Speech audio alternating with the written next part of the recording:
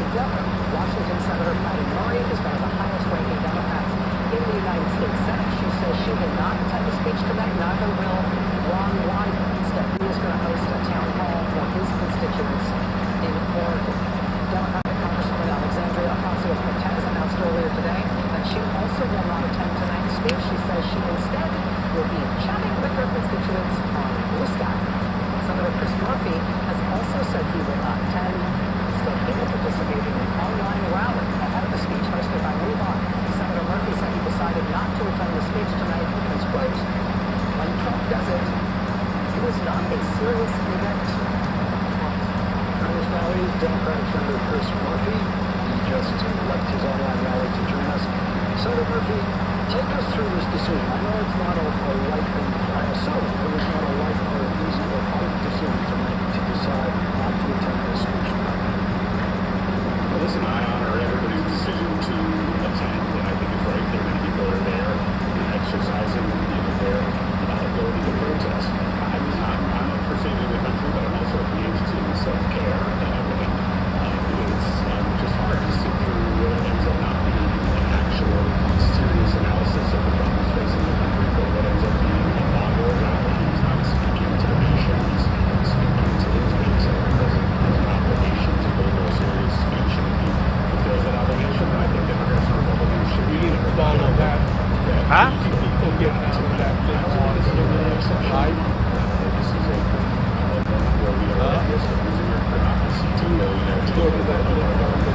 No, I saw me go in. I saw him.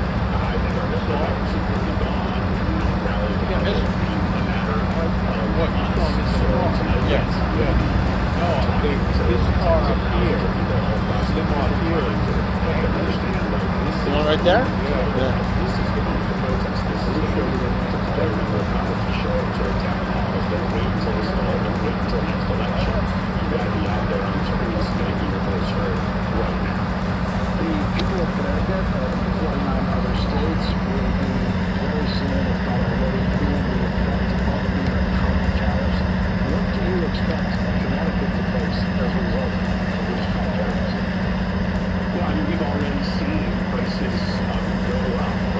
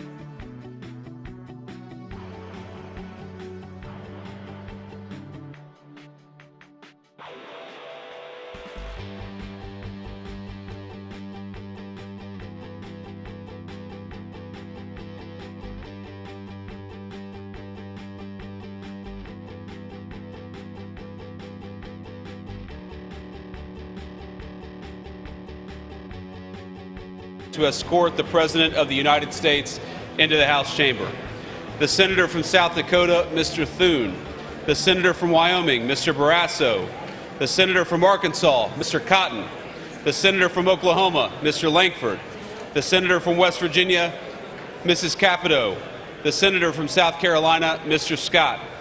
The Senator from New York, Mr. Schumer. The Senator from Illinois, Mr. Durbin. The Senator from Minnesota, Ms. Klobuchar. The Senator from New Jersey, Mr. Booker. The Senator from Wisconsin, Ms. Baldwin. The members of the escort committee will exit the chamber through the lobby doors.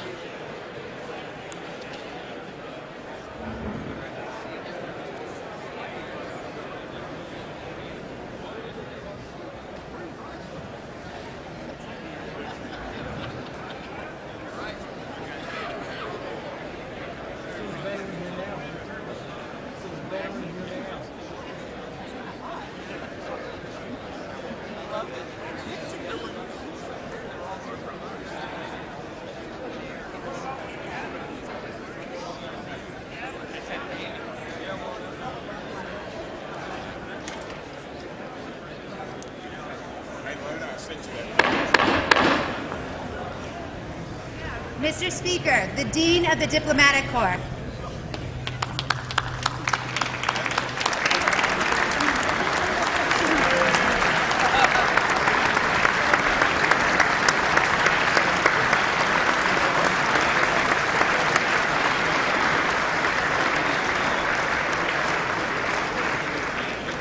Mr. Speaker, Jonathan Jackson.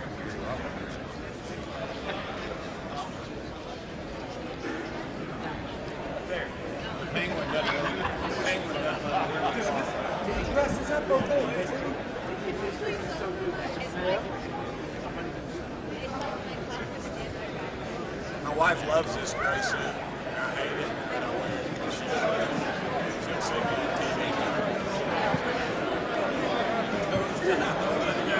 I'm a blazer, man.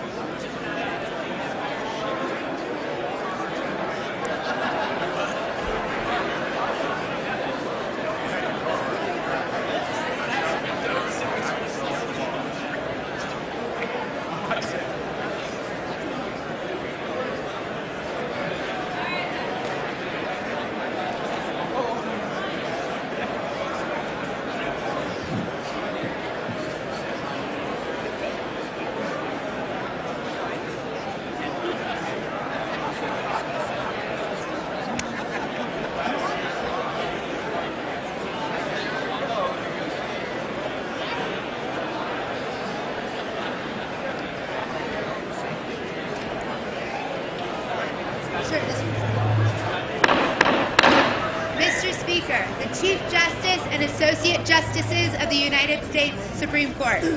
That's great.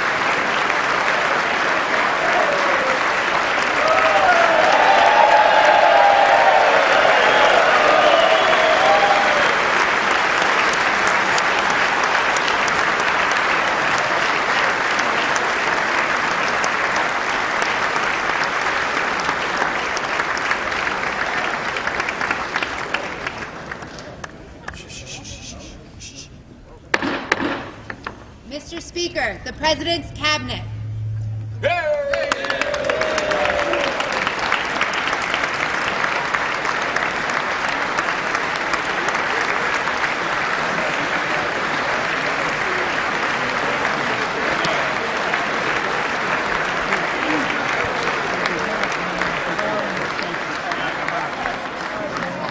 That's true. I should have done better.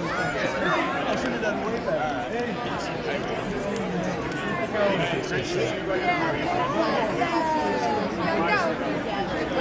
Secretary, can't wait to connect with you. You have so much to learn.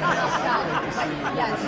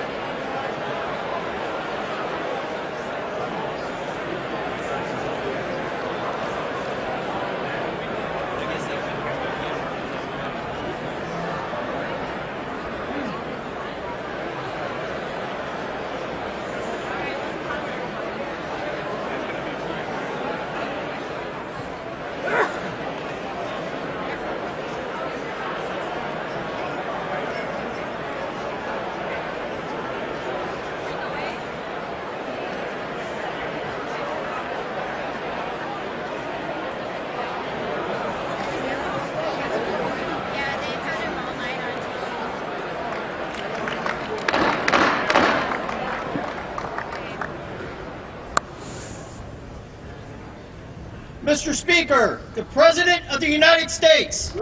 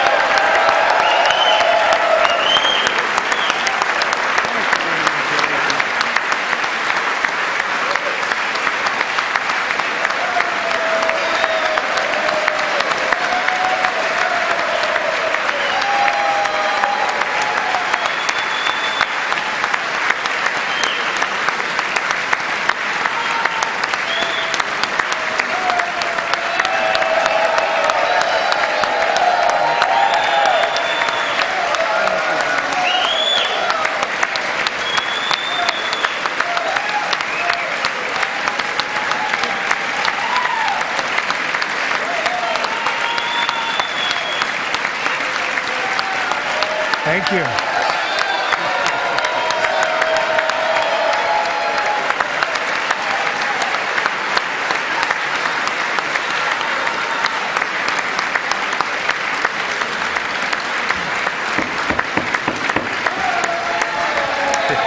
Thank you very much. Thank you very much. It's a great honor. Thank you very much. Speaker Johnson, Vice President Vance, the First Lady of the United States,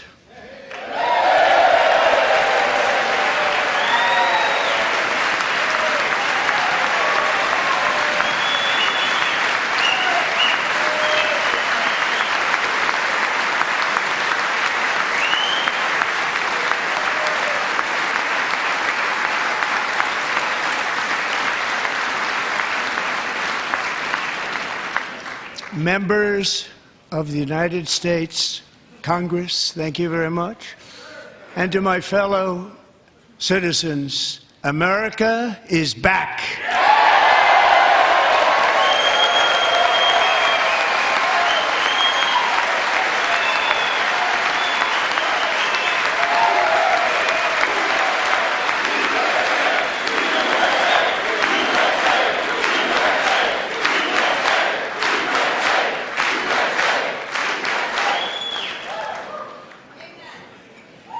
6 weeks ago, I stood beneath the dome of this Capitol and proclaimed the dawn of the golden age of America. From that moment on, it has been nothing but swift and unrelenting action to usher in the greatest and most successful era in the history of our country.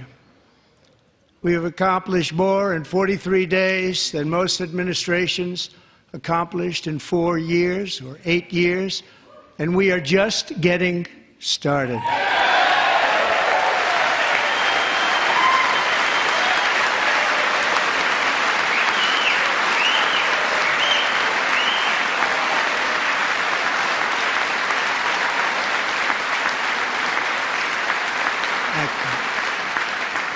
I return to this chamber tonight to report that America's momentum is back, our spirit is back, our pride is back, our confidence is back, and the American dream is surging bigger and better than ever before.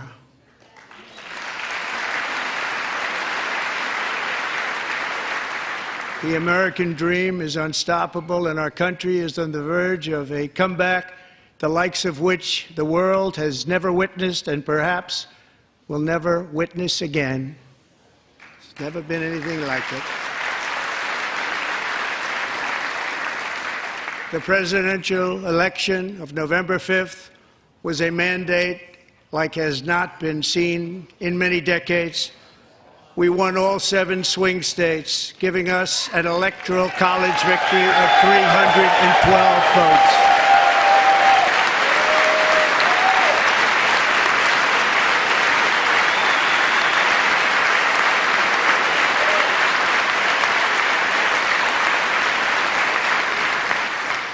We won the popular vote by big numbers and won counties in our country.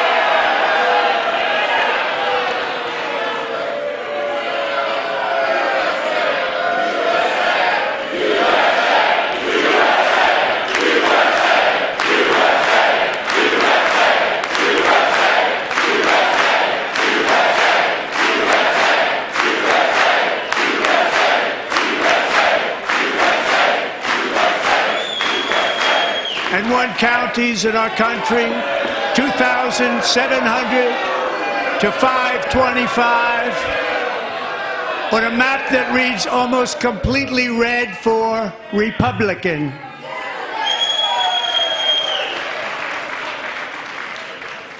Now, for the first time in modern history, more Americans believe that our country is headed in the right direction than the wrong direction. In fact, it's an astonishing record, 27-point swing, the most ever.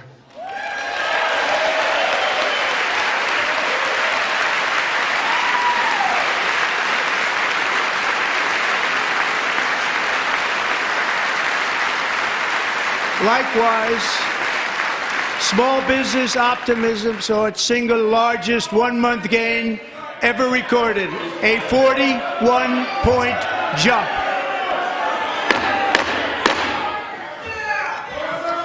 Members are directed to uphold and maintain decorum in the House and to cease any further disruptions. That's your warning.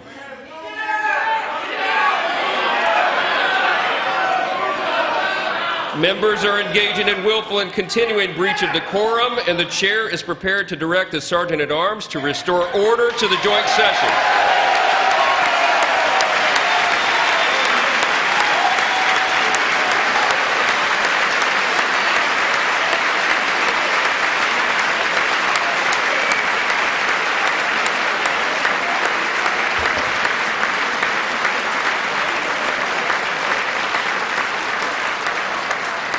Mr. Green, take your seat. Take your seat, sir. Take your seat. Finding that members continue to engage in willful and concerted disruption of proper decorum, the chair now directs the Sergeant-at-Arms to restore order. Remove this gentleman from the chamber.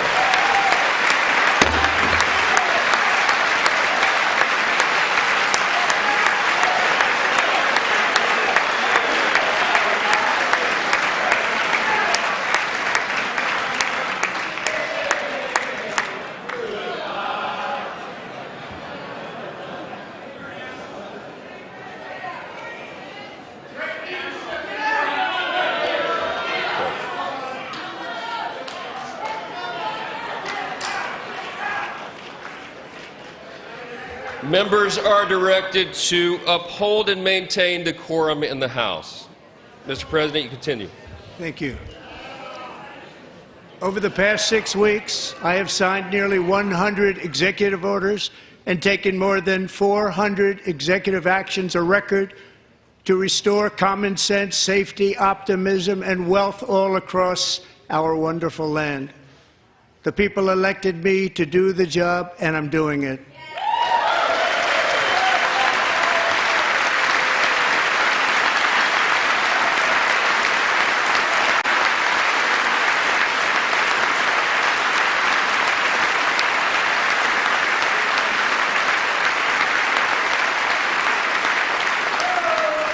In fact, it has been stated by many that the first month of our presidency, it's our presidency, is the most successful in the history of our nation. By many.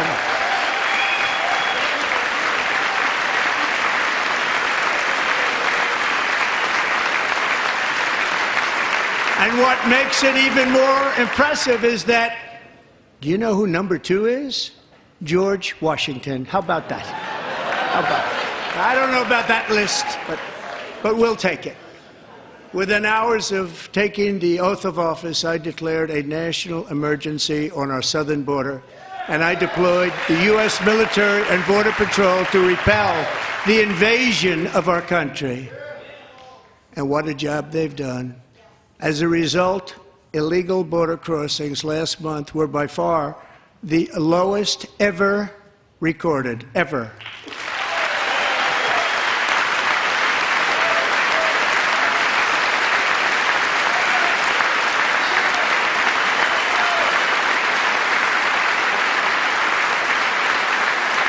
They heard my words and they chose not to come. Much easier that way. In comparison, under Joe Biden, the worst president in American history, there were hundreds of thousands of illegal crossings a month, and virtually all of them, including murderers, drug dealers, gang members, and people from mental institutions and insane asylums, were released into our country. Who would want to do that? This is my 5th such speech to Congress. And once again, I look at the Democrats in front of me, and I realize there is absolutely nothing I can say to make them happy or to make them stand or smile or applaud. Nothing I can do. I could find a cure to the most devastating disease, a disease that would wipe out entire nations, or announce the answers to the greatest economy in history or the stoppage of crime to the lowest levels ever recorded.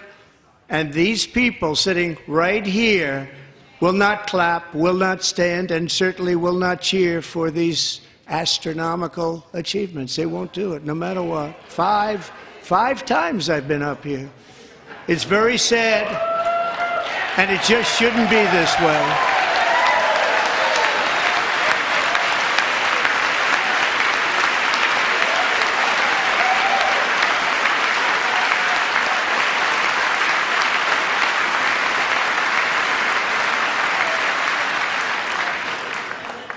So Democrats sitting before me, for just this one night, why not join us in celebrating so many incredible wins for America? For the good of our nation, let's work together and let's truly make America great again.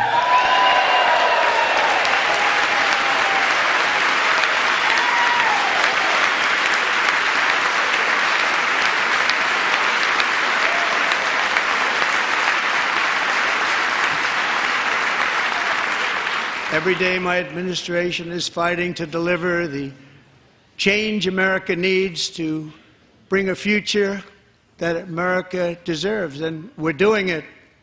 This is a time for big dreams and bold action.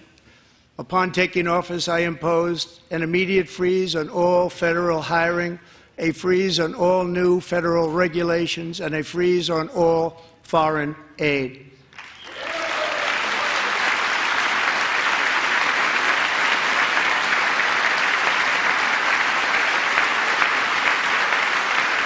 I terminated the ridiculous Green New Scam. I withdrew from the unfair Paris Climate Accord, which was costing us trillions of dollars that other countries were not paying. I withdrew from the corrupt World Health Organization.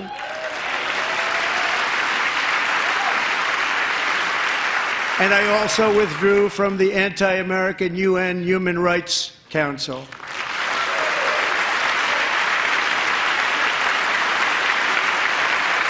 We ended all of Biden's environmental restrictions that were making our country far less safe and totally unaffordable.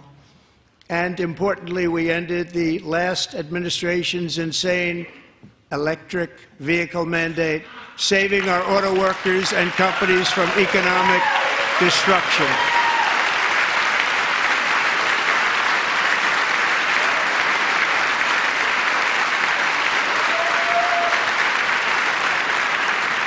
To unshackle our economy, I have directed that for every one new regulation, 10 old regulations must be eliminated, just like I did in my very successful first term.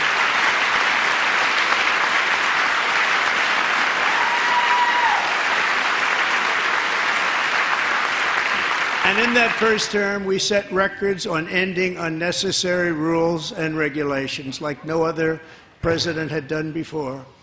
We ordered all federal workers to return to the office. They will either show up for work in person or be removed from their job.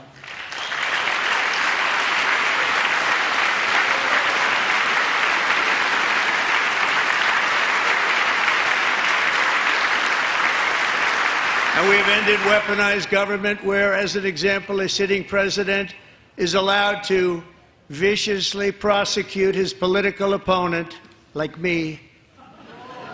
How did that work out? Not too good. Not too good.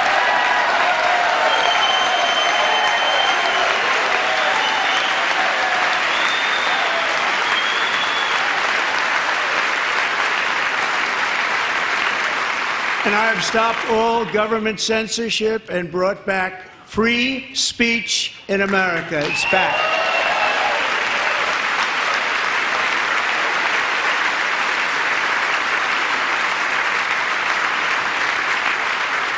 And 2 days ago, I signed an order making English the official language of the United States of America.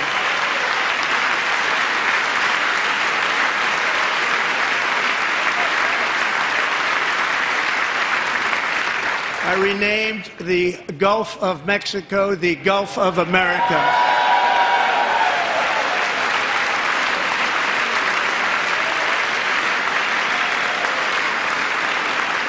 And likewise, I renamed, for a great president, William McKinley, Mount McKinley again. Beautiful Alaska. We love Alaska. We've ended the tyranny of so-called diversity, equity, and inclusion policies all across the entire federal government and indeed the private sector and our military. And our country will be woke no longer.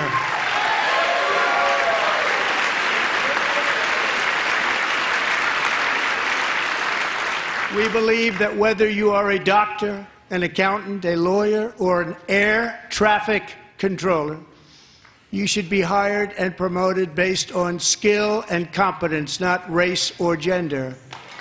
Very important.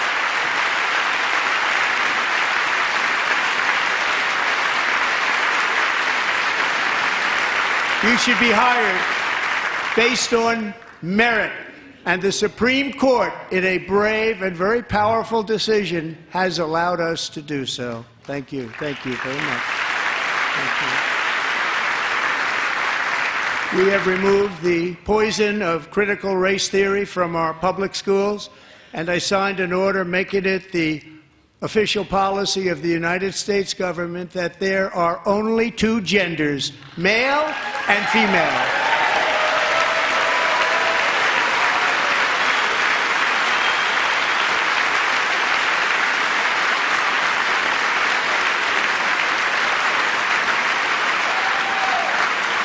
I also signed an executive order to ban men from playing in women's sports.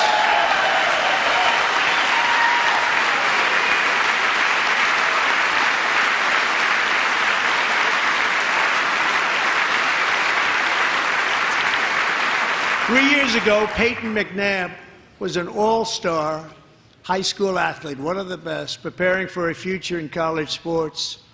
But when her girls' volleyball match was invaded by a male, he smashed the ball so hard in Peyton's face, causing traumatic brain injury, partially paralyzing her right side, and ending her athletic career. It was a shot like she's never seen before. She's never seen anything like it. Peyton is here tonight in the gallery, and Peyton, from now on, schools will kick the men off the girls' team, or they will lose all federal funding.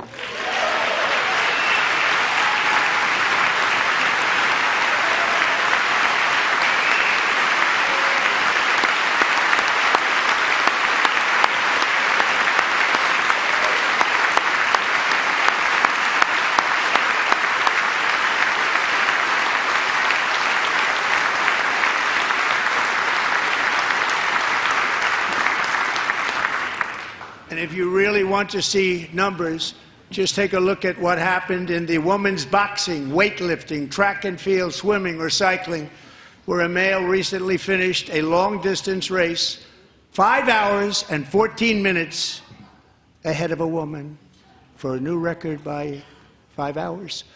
Broke the record by 5 hours. It's demeaning for women, and it's very bad for our country. We're not going to put up with it any longer.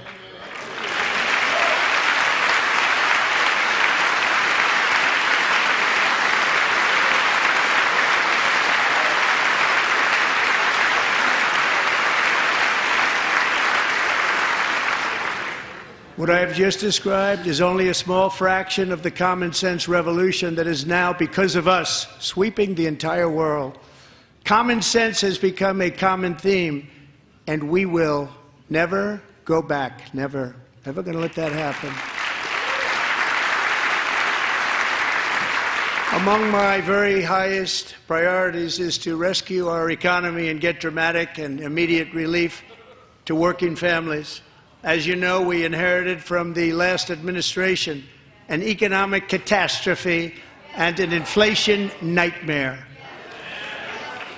Their policies drove up energy prices, pushed up grocery costs, and drove the necessities of life out of reach for millions and millions of Americans. They've never had anything like it. We suffered the worst inflation in 48 years, but perhaps even in the history of our country. They're not sure. As president, I'm fighting every day to reverse this damage and make America affordable again.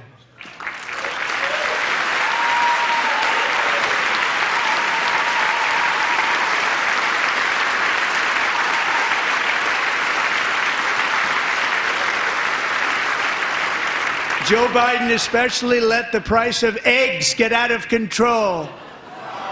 The egg price is out of control, and we're working hard to get it back down. Secretary, do a good job on that. You inherited a total mess from the previous administration. Do a good job.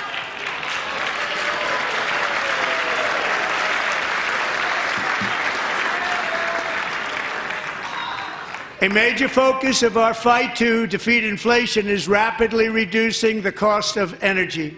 The previous administration cut the number of new oil and gas leases by 95%, slowed pipeline construction to a halt, and closed more than 100 power plants. We are opening up many of those power plants right now.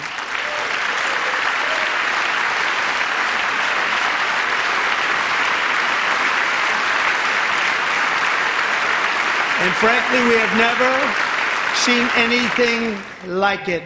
That's why on my first day in office, I declared a national energy emergency.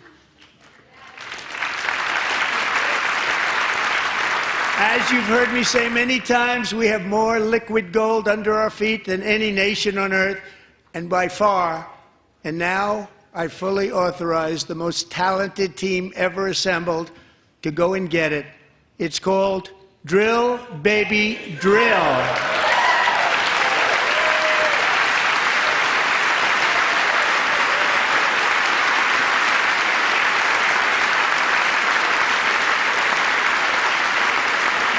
My administration is also working on a gigantic natural gas pipeline in Alaska, among the largest in the world, where Japan, South Korea, and other nations want to be our partner with investments of trillions of dollars each. There's never been anything like that one.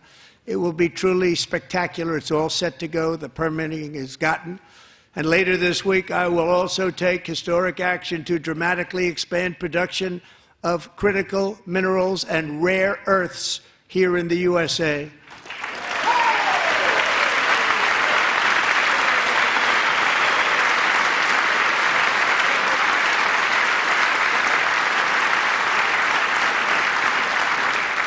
To further combat inflation, we will not only be reducing the cost of energy, but will be ending the flagrant waste of taxpayer dollars.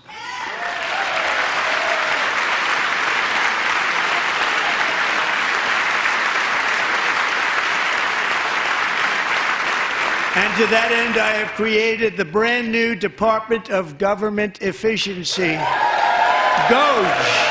Perhaps you've heard of it. Perhaps.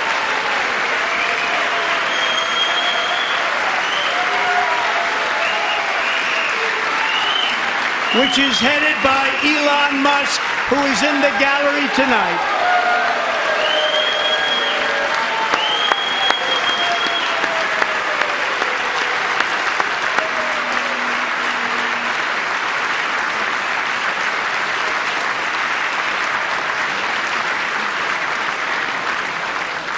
Thank you, Elon. He's working very hard. He didn't need this. He didn't need this. Thank you very much. We appreciate it. Everybody here, even this side, appreciates it, I believe. They just don't want to admit that. Just listen to some of the appalling waste we have already identified. $22 billion from HHS to provide free housing and cars for illegal aliens. $45 million for diversity, equity, and inclusion scholarships in Burma. $40 million to improve the social and economic inclusion of sedentary migrants. Nobody knows what that is. $8 million to promote LGBTQI+ in the African nation of Lesotho, which nobody has ever heard of. $60 million for indigenous peoples and Afro-Colombian empowerment in Central America. $60 million. $8 million for making mice transgender. This is real. $32 million for a left-wing propaganda operation in Moldova. $10 million for male circumcision in Mozambique. $20 million for the Arab Sesame Street in the Middle East. It's a program. $20 million for a program. $1.9 billion to recently created Decarbonization of Homes Committee, headed up, and we know she's involved. Just at the last moment, the money was passed over by a woman named Stacey Abrams. Have you ever heard of her? A $3.5 million consulting contract for lavish fish monitoring. $1.5 million for voter confidence in Liberia. $14 million for social cohesion in Mali. $59 million for illegal alien hotel rooms in New York City. He's a real estate developer. He's done very well. $250,000 to increase vegan local climate action innovation in Zambia. $42 million for social and behavior change in Uganda. $14 million for improving public procurement in Serbia. $47 million for improving learning outcomes in Asia. Asia's doing very well with learning. I don't know what we're doing. We should use it ourselves. And $101 million for DEI contracts at the Department of Education, the most ever paid, nothing even like it. Under the Trump administration, all of these scams, and they're far worse, but I didn't think it was appropriate to talk about them. They're so bad. Many more have been found out and exposed and swiftly terminated by a group of very intelligent, mostly young people, headed up by Elon, and we appreciate it. We found hundreds of billions of dollars of fraud.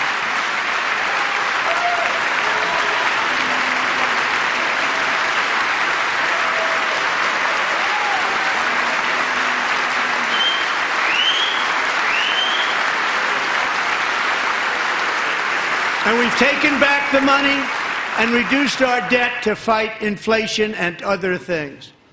Taken back a lot of that money. We got it just in time. This is just the beginning.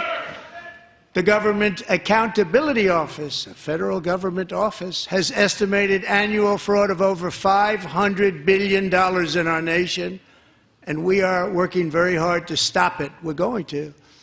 We're also identifying shocking levels of incompetence and probable fraud in the Social Security program for our seniors, and that our seniors and people that we love rely on. Believe it or not, government databases list 4.7 million Social Security members from people aged 100 to 109 years old.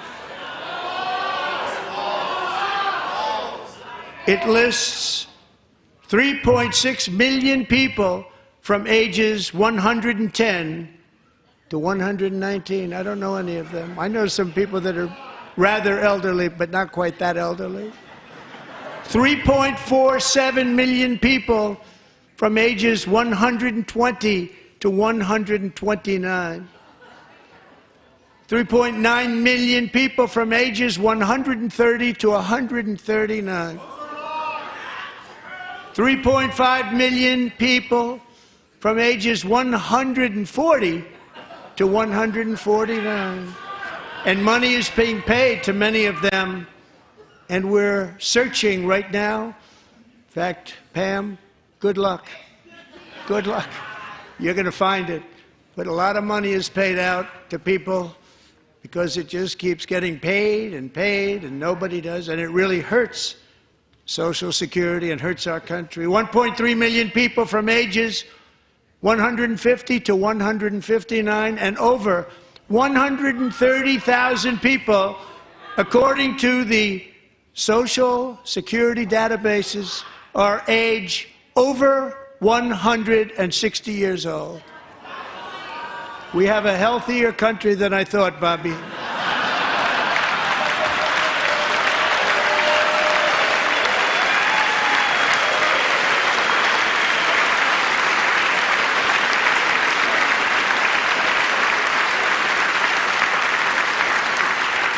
Including, to finish, 1,039 people between the ages of 220 and 229, one person between the age of 240 and 249, and one person is listed at 360 years of age.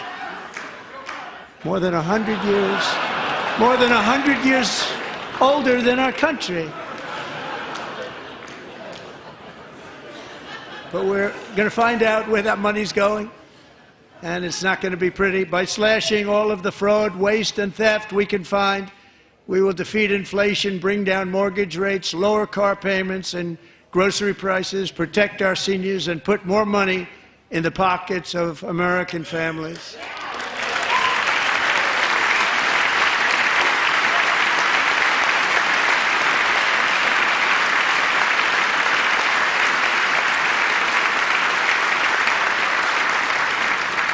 And today, interest rates took a beautiful drop, big, beautiful drop. It's about time. And in the near future, I want to do what has not been done in 24 years, balance the federal budget. We're going to balance it.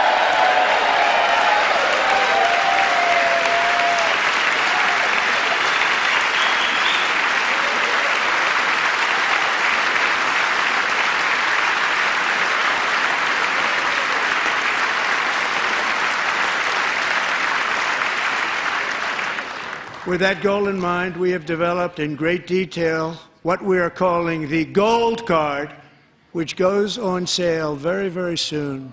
For $5 million, we will allow the most successful job-creating people from all over the world to buy a path to U.S. citizenship. It's like the green card, but better and more sophisticated. And these people will have to pay tax in our country. They won't have to pay tax from where they came. The money that they've made, you wouldn't want to do that, but they have to pay tax, create jobs. They'll also be taking people out of colleges and paying for them so that we can keep them in our country instead of having them being forced out. Number one, at the top school, as an example, being forced out and not being allowed to stay and create tremendous numbers of jobs and great success for a company out there. So while we take out the criminals, killers, traffickers, and child predators who are allowed to enter our country under the open border policy of these people, the Democrats, the Biden administration, the open border insane policies that you've allowed to destroy our country, we will now bring in brilliant, hardworking, job-creating people. They're going to pay a lot of money, and we're going to reduce our debt with that money.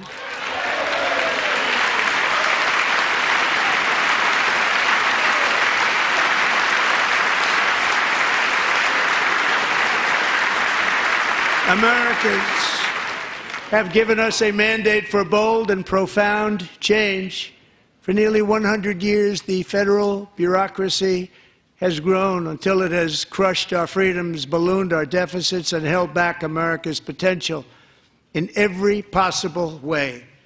The nation founded by pioneers and risk-takers now drowns under millions and millions of pages of regulations and debt. Approvals that should take 10 days to get instead take 10 years, 15 years, and even 20 years before you're rejected. Meanwhile, we have hundreds of thousands of federal workers who have not been showing up to work. My administration will reclaim power from this unaccountable bureaucracy, and we will restore true democracy to America again.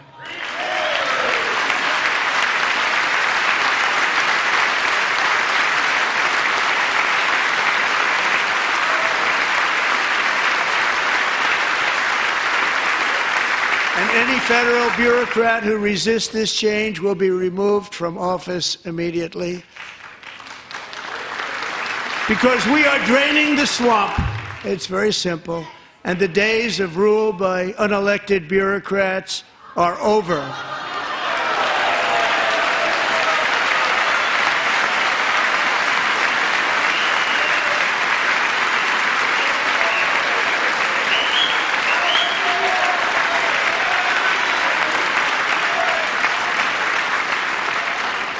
And the next phase of our plan to deliver the greatest economy in history is for this Congress to pass tax cuts for everybody. They're in there, they're waiting for you to vote.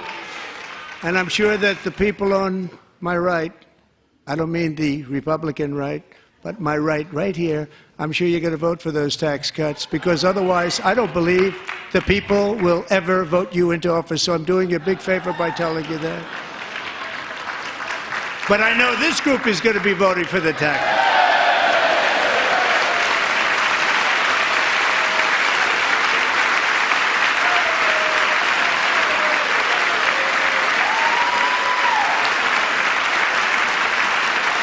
Thank you. It's a very, very big part of our plan. We had tremendous success in our first term with it. A very big part of our plan. We're seeking permanent income tax cuts all across the board. And to get urgently needed relief to Americans hit especially hard by inflation, I'm calling for no tax on tips, no tax on overtime, and no tax on Social Security benefits for our great seniors.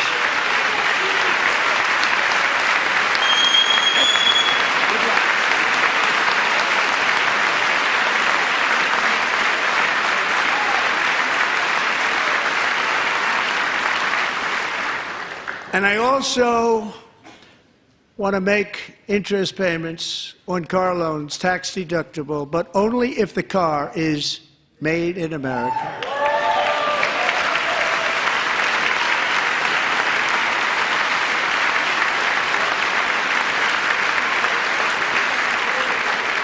And by the way, we're going to have growth in the auto industry like nobody's ever seen. Plants are opening up all over the place. Deals are being made. Never seen. That's a combination of the election win and tariffs.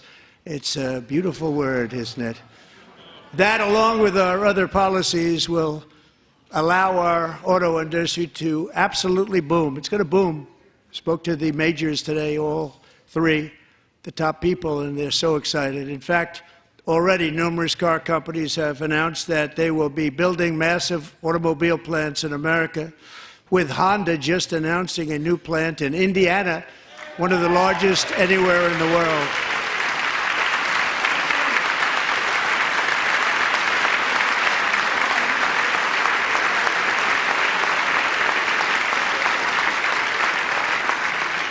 And this has taken place since our great victory on November 5th, a date which will hopefully go down as one of the most important in the history of our country.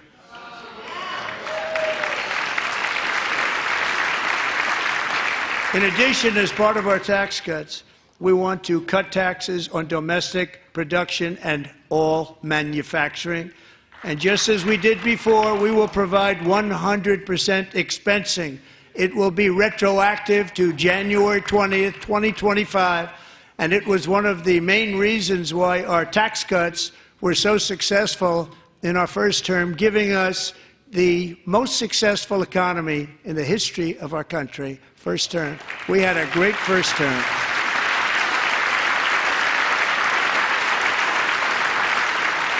If you don't make your product in America, however, under the Trump administration, you will pay a tariff, and in some cases, a rather large one.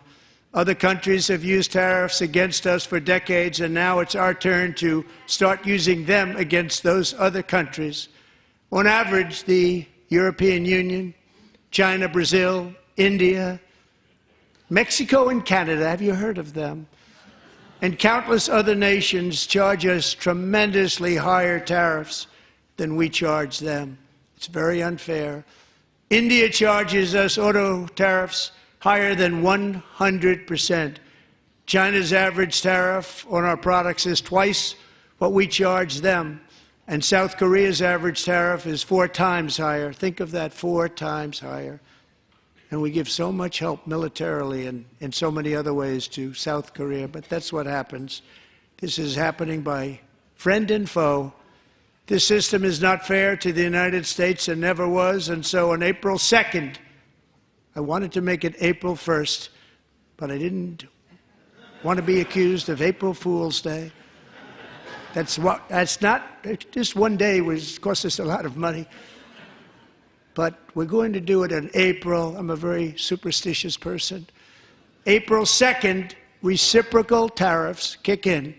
And whatever they tariff us, other countries, we will tariff them. That's reciprocal, back and forth. Whatever they tax us, we will tax them. If they do non-monetary tariffs to keep us out of their market, then we will do non-monetary barriers to keep them out of our market. There's a lot of that, too. They don't even allow us in their market. We will take in trillions and trillions of dollars and create jobs like we have never seen before. I did it with China and I did it with others, and the Biden administration couldn't do anything about it because there was so much money they couldn't do anything about it. We have been ripped off for decades by nearly every country on earth, and we will not let that happen any longer.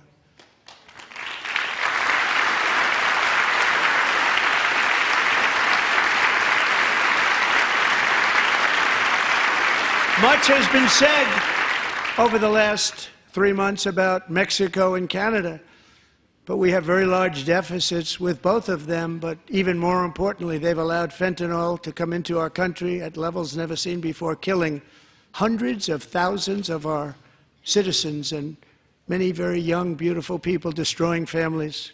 Nobody's ever seen anything like it. They are, in effect, receiving subsidies of hundreds of billions of dollars. We pay subsidies to Canada and to Mexico of hundreds of billions of dollars, and the United States will not be doing that any longer. We're not going to do it any longer.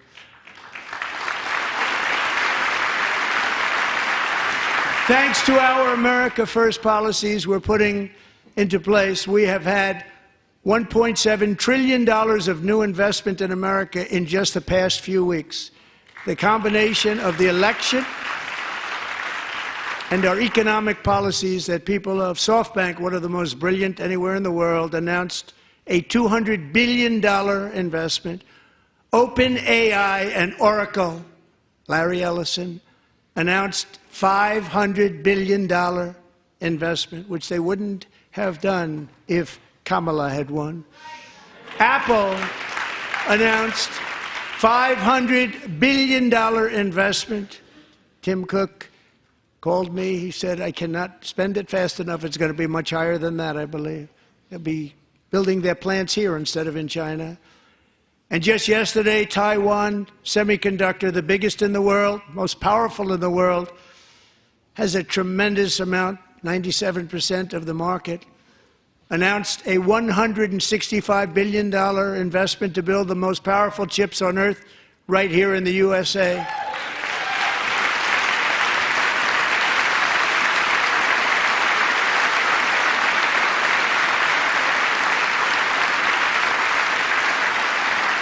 And we're not giving them any money. Your CHIPS Act is a horrible, horrible thing. We give hundreds of billions of dollars, and it doesn't mean a thing. They take our money and they don't spend it.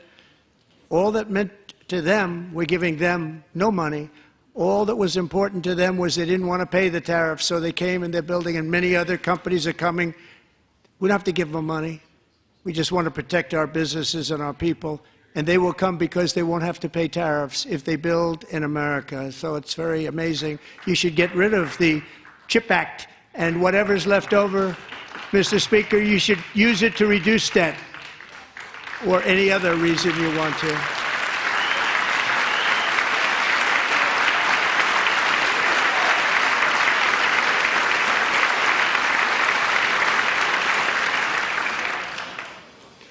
Our new trade policy will also be great for the American farmer. I love the farmer. Who will now be selling into our home market, the USA, because nobody is going to be able to compete with you.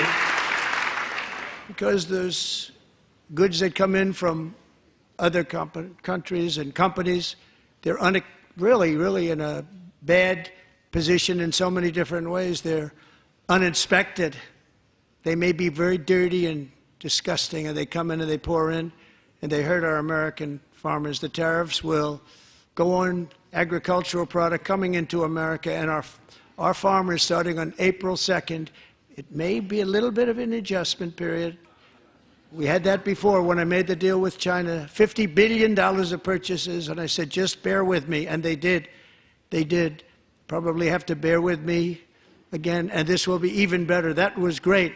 The problem with it was that Biden didn't enforce it. He didn't enforce it. $50 billion of purchases, and we were doing great, but Biden did not enforce it, and it hurt our farmers. But our farmers are going to have a field day right now. So to our farmers, have a lot of fun. I love you too. I love you too. It's all going to happen.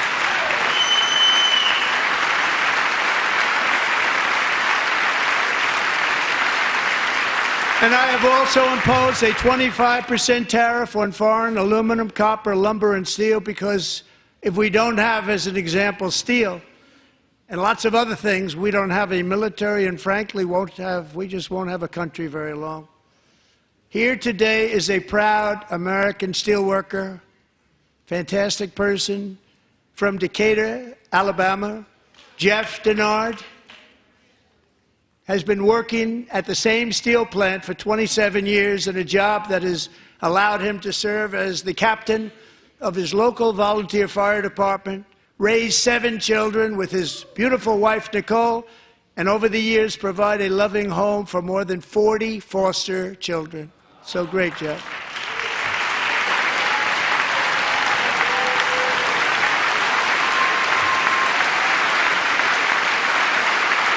Thank you, Jeff. Thank you, Jeff.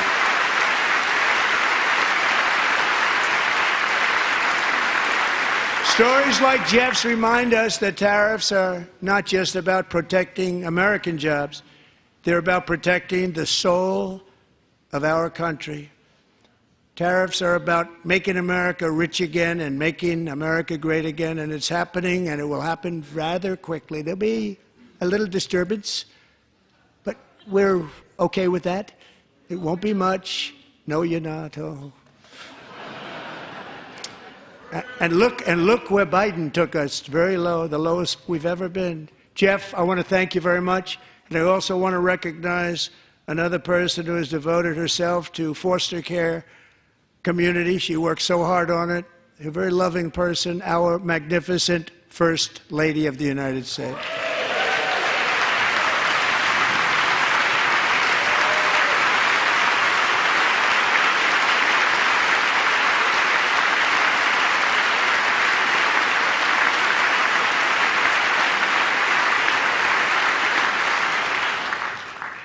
Melania's work has yielded incredible results, helping prepare our nation's future leaders as they enter the workforce. Our First Lady is joined by 2 impressive young women, very impressive. Haley Ferguson, who benefited from the First Lady's Fostering the Future initiative and is poised to complete her education and become a teacher. And Elliston Berry, who became a victim of an illicit deepfake image produced by a peer. With Elliston's help, the Senate just passed the Take It Down Act, and this is so important. Thank you very much, John. John Thune, thank you. Stand up, John. Thank you, John.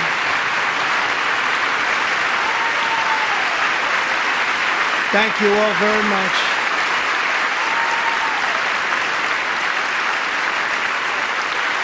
Thank you. And thank you to John Thune and the Senate. Great job. To criminalize the publication of such images online is a terrible, terrible thing. And once it passes the House, I look forward to signing that bill into law. Thank you. And I'm going to use that bill for myself, too, if you don't mind. Because nobody gets treated worse than I do online. Nobody. That's great. Thank you very much to the Senate. Thank you. But if we truly care about protecting Americans' children, no step is more crucial than securing America's borders. Over the past 4 years, 21 million people poured into the United States. Many of them were murderers, human traffickers, gang members, and other criminals from the streets of dangerous cities all throughout the world. Because of Joe Biden's insane and very dangerous open border policies, they are now strongly embedded in our country, but we are getting them out and getting them out fast.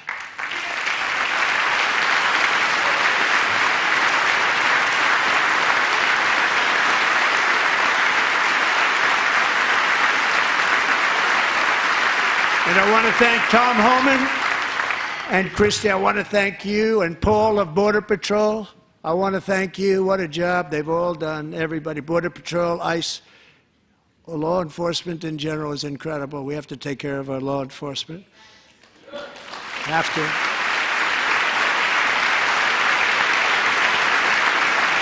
Last year,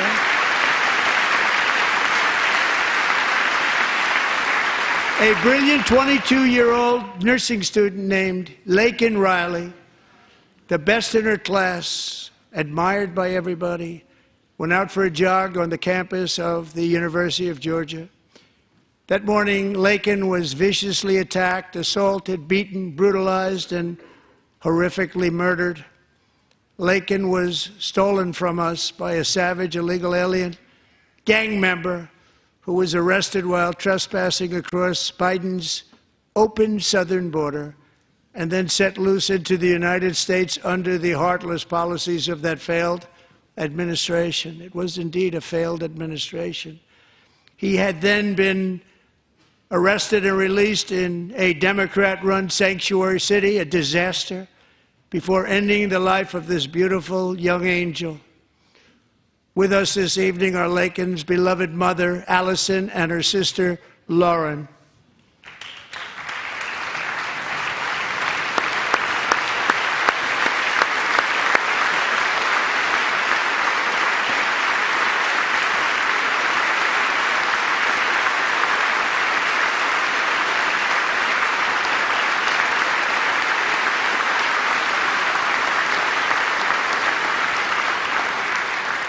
Last year, I told Laken's grieving parents that we would ensure their daughter would not have died in vain. That's why the very first bill I signed into law as your 47th president mandates the detention of all dangerous criminal aliens who threaten public safety. It's a very strong, powerful act.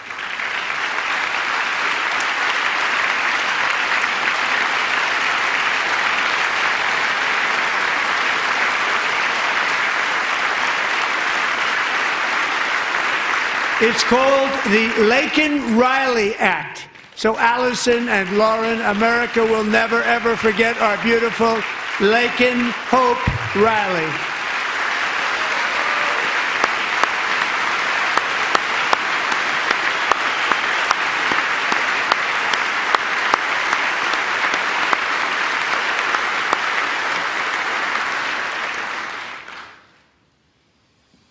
Thank you very much. Since taking office, my administration has launched the most sweeping border and immigration crackdown in American history, and we quickly achieved the lowest numbers of illegal border crossers ever recorded. Thank you.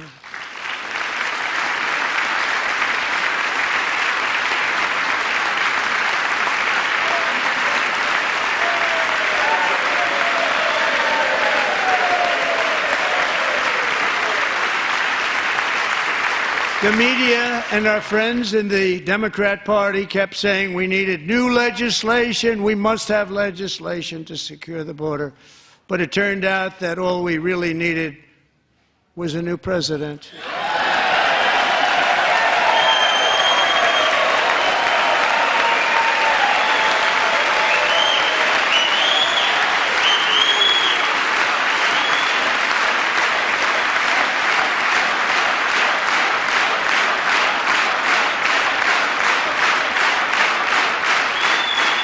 Thank you. Joe Biden didn't just open our borders, he flew illegal aliens over them to overwhelm our schools, hospitals, and communities throughout the country. Entire towns like Aurora, Colorado, and Springfield, Ohio, buckled under the weight of the migrant occupation and corruption like nobody's ever seen before. Beautiful towns destroyed. Now, just as I promised in my inaugural address, we are achieving the great liberation of America.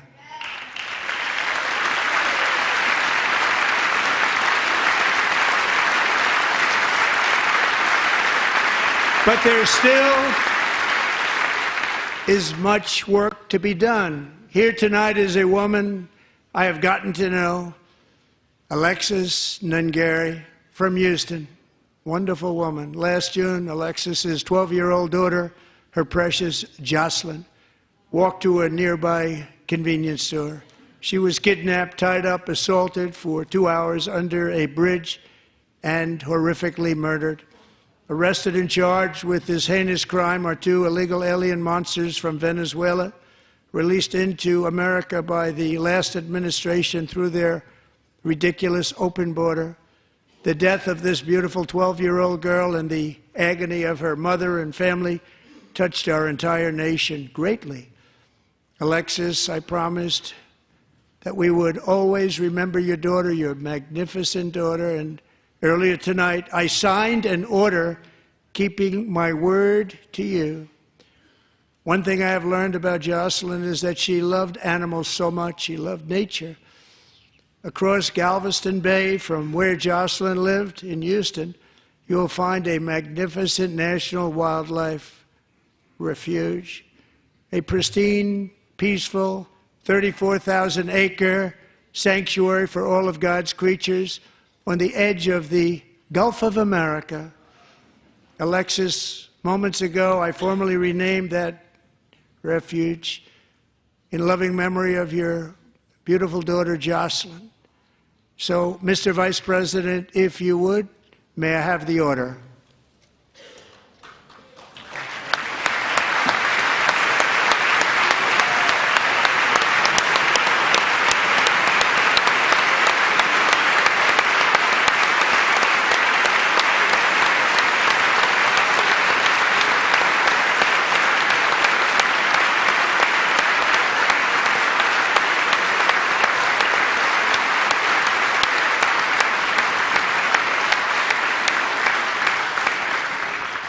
Thank you very much.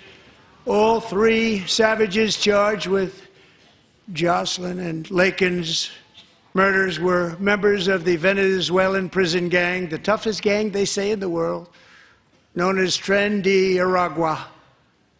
2 weeks ago, I officially designated this gang, along with MS-13 and the bloodthirsty Mexican drug cartels, as foreign terrorist organizations.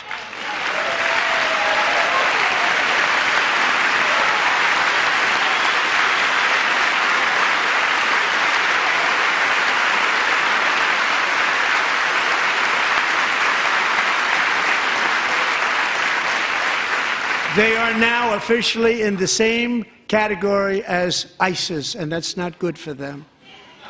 Countless thousands of these terrorists were welcomed into the U.S. by the Biden administration.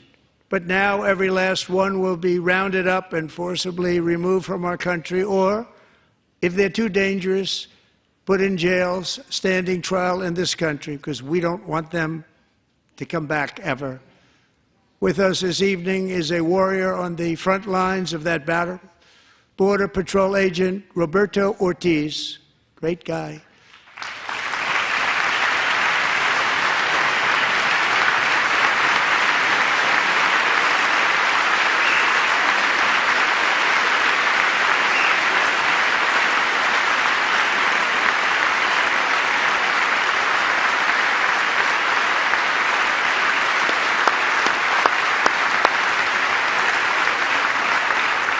In January, Roberto and another agent were patrolling by the Rio Grande near an area known as Cartel Island. Doesn't sound too nice to me. When heavily armed gunmen started shooting at them. Roberto saw that his partner was totally exposed, at great danger, and he leapt into action, returning fire and providing crucial seconds for his fellow agent to seek safety, just barely. I have some of the prints of that event, and it was not good. Agent Ortiz, we salute you for your great courage and for your line of fire that you took and for the bravery that you showed. We honor you, and we will always honor you. Thank you, Roberto, very much.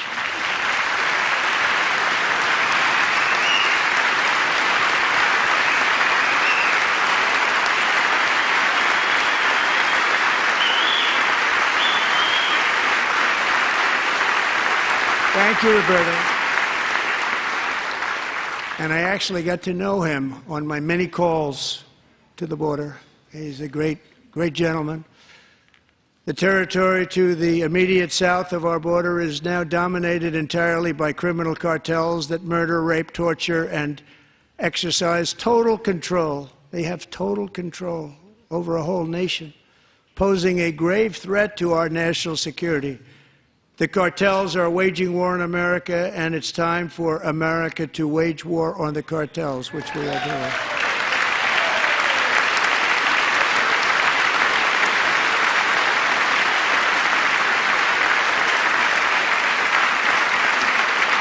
Five nights ago, Mexican authorities, because of our tariff policies being imposed on them, think of this, handed over to us 29 of the biggest cartel leaders in their country. That has never happened before. They want to make us happy. First time ever. But we need Mexico and Canada to do much more than they've done, and they have to stop the fentanyl and drugs pouring into the USA. They're going to stop it. I have sent Congress a detailed funding request laying out exactly how we will eliminate these threats to protect our homeland and complete the largest deportation operation in American history, larger even than current record holder, President Dwight D. Eisenhower, a moderate man, but someone who believed very strongly in borders. Americans expect Congress to send me this funding without delay so I can sign it into law. So, Mr. Speaker, John Thune, both of you, I hope you're going to be able to do that, Mr. Speaker. Thank you. Mr. Leader, thank you. Thank you very much. And let's get it to me. I'll sign it so fast, you won't even believe it.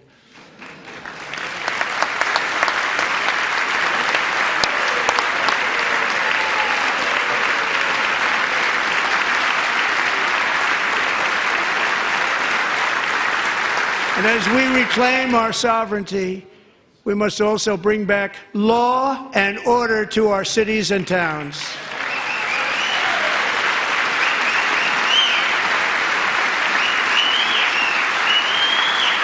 In recent years, our justice system has been turned upside down by radical left lunatics. Many jurisdictions virtually ceased enforcing the law against dangerous repeat offenders while weaponizing law enforcement against political opponents like me. My administration has acted swiftly and decisively to restore fair, equal, and impartial justice under the constitutional rule of law, starting at the FBI and the DOJ. Pam, good luck. Cash, wherever you may be, good luck. Good luck. Pam Bondi. Good luck. So important. Going to do a great job. Cash, thank you. Thank you, Cash.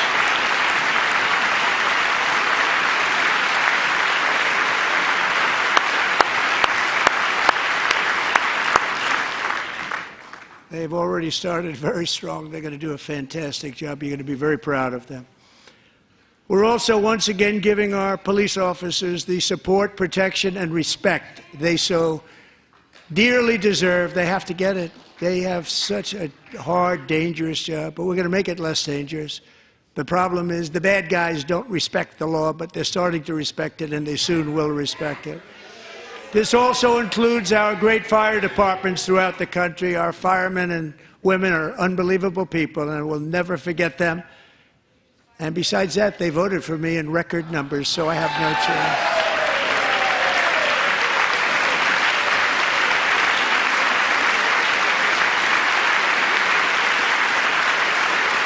1 year ago this month, 31-year-old New York police officer Jonathan Diller, unbelievably wonderful person and a great officer, was gunned down at a traffic stop on Long Island. I went to his funeral. The vicious criminal charged with his murder had 21 prior arrests, and they were rough arrests, too. He was a real bad one. The thug in the seat next to him had 14 prior arrests and went by the name of Killer. He was Killer. He killed other people, they say, a lot of them. I attended Officer Diller's service, and when I met his wife and one-year-old son, Ryan, it was very inspirational, actually. His widow's name is Stephanie, and she is here tonight. Stephanie, thank you very much, Stephanie. Thank you very much.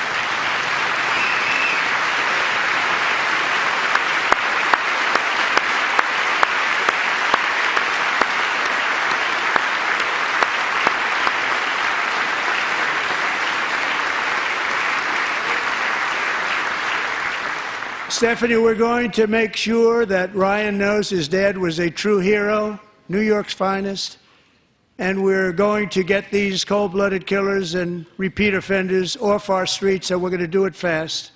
Got to stop it. They get out with 28 arrests. They push people into subway trains. They hit people over the head, back of the head with baseball bats. We got to get them out of here. I've already signed an executive order requiring a mandatory death penalty for anyone who murders a police officer, and tonight I'm asking Congress to pass that policy into permanent law.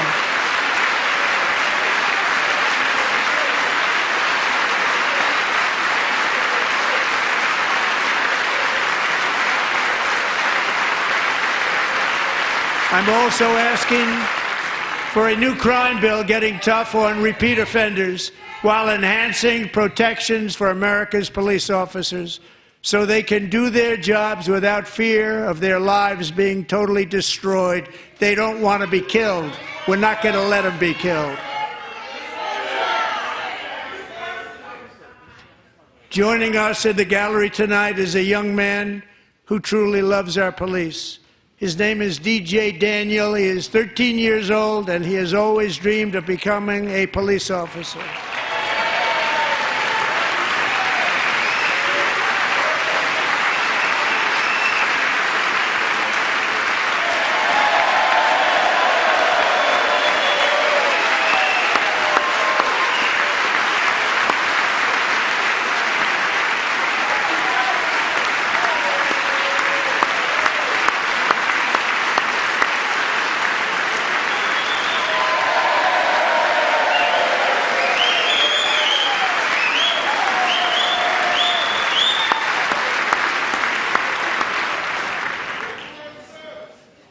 But in 2018, DJ was diagnosed with brain cancer.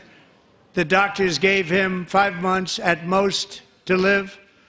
That was more than 6 years ago.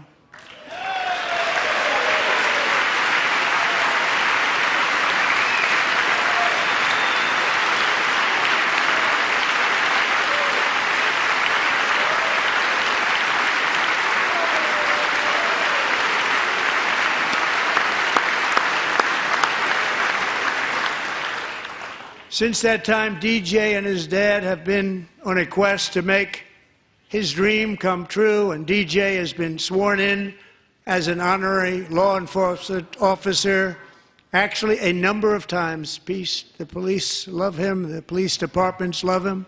And tonight, DJ, we're going to do you the biggest honor of them all. I am asking our new Secret Service Director, Sean Curran, to officially make you an agent of the United States Secret Service.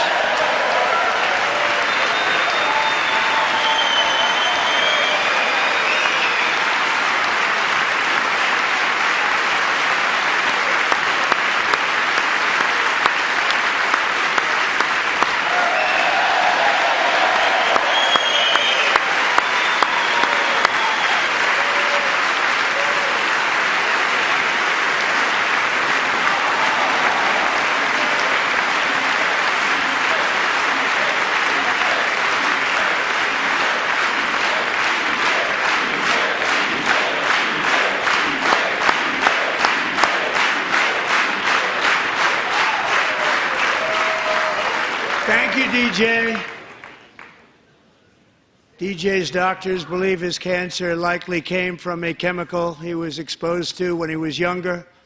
Since 1975, rates of child cancer have increased by more than 40%.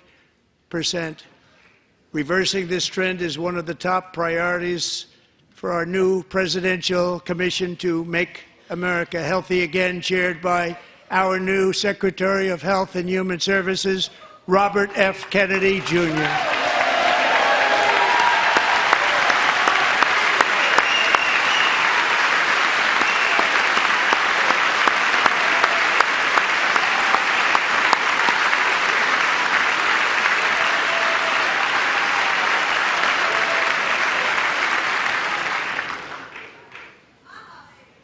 With the name Kennedy, you would have thought everybody over here would have been cheering. How quickly they forget. Our goal is to get toxins out of our environment, poisons out of our food supply, and keep our children healthy and strong.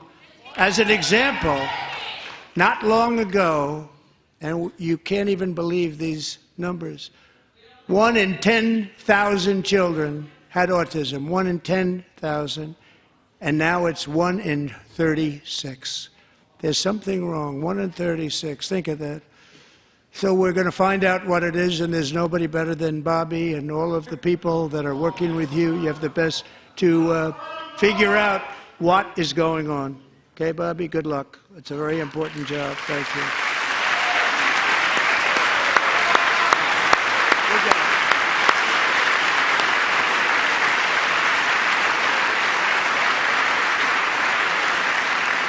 Thank you. My administration is also working to protect our children from toxic ideologies in our schools. A few years ago, January Littlejohn and her husband discovered that their daughter's school had secretly socially transitioned their 13-year-old little girl. Teachers and administrators conspired to deceive January and her husband while encouraging her daughter to use a new name and pronouns. They, them pronoun, actually, all without telling January, who is here tonight and is now a courageous advocate against this form of child abuse. January, thank you. Thank you. Thank you very much.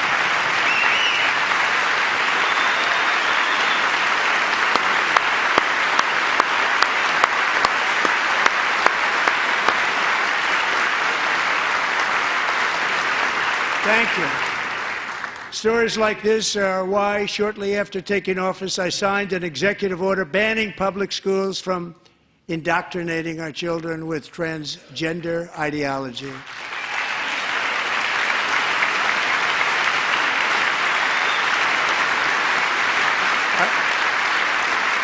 I also signed an order to cut off all taxpayer funding to any institution that engages in the sexual mutilation of our youth.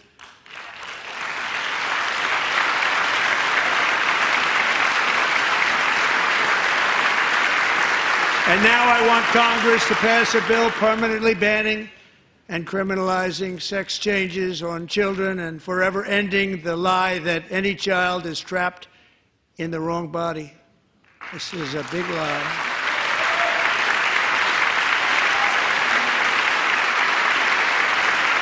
And our message to every child in America is that you are perfect exactly the way God made you.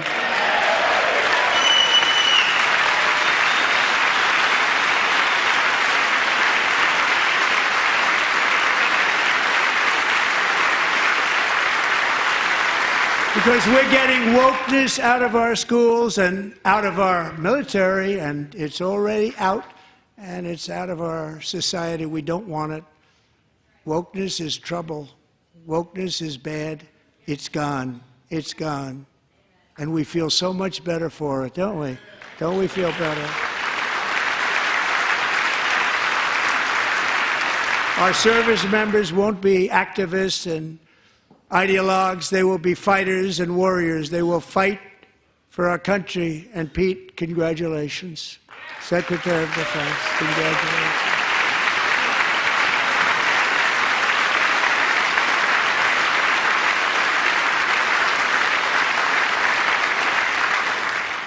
And he's not big into the woke movement, I can tell you. I know him well. I am pleased to report that in January, the U.S. Army had its single best recruiting month in 15 years, and that all armed services are having among the best recruiting results ever in the history of our services. What a difference.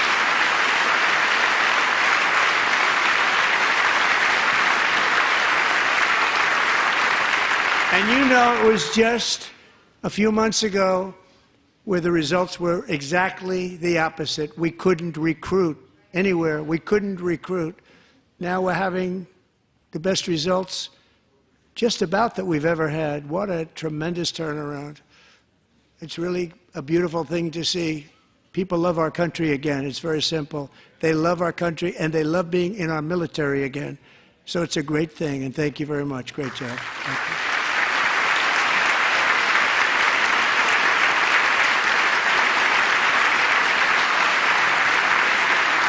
We're joined tonight by a young man, Jason Hartley, who knows the weight of that call of duty. Jason's father, grandfather, and great-grandfather all wore the uniform. Jason tragically lost his dad, who was also a Los Angeles County Sheriff's deputy when he was just a boy, and now he wants to carry on the family legacy of service. Jason is a senior in high school, a 6-letter varsity athlete, a really good athlete, they say, a brilliant student with a 4.46, that's good, GPA. And his greatest dream is to attend the U.S. Military Academy at West Point.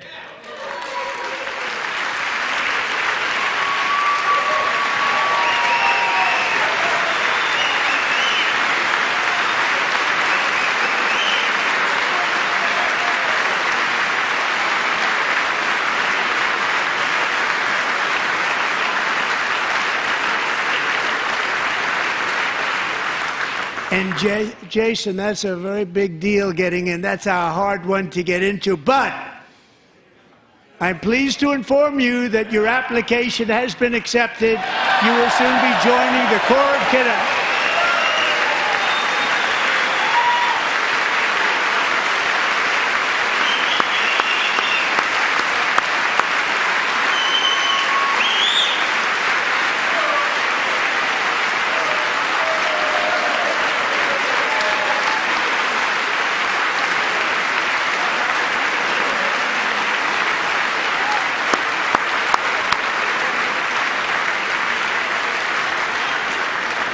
Thank you. Jason, you're going to be on the long gray line, Jason. As Commander-in-Chief, my focus is on building the most powerful military of the future. As a first step, I'm asking Congress to fund a state-of-the-art Golden Dome missile defense shield to protect our homeland, all made in the USA.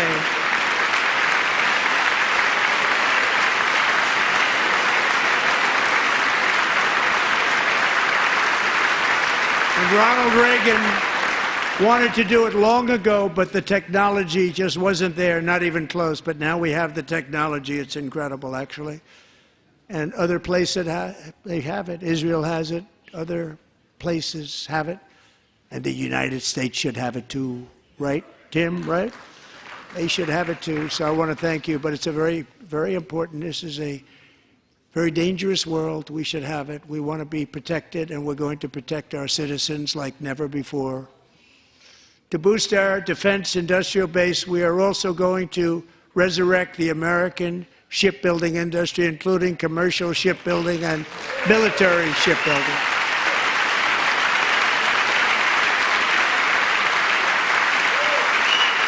And for that purpose, I am announcing tonight that we will create a new Office of Shipbuilding in the White House and offer special tax incentives to bring this industry home to America where it belongs. We used to make so many ships. We don't make them anymore very much, but we're going to make them very fast, very soon. It will have a huge impact. To further enhance our national security, my administration will be reclaiming the Panama Canal, and we've already started doing it.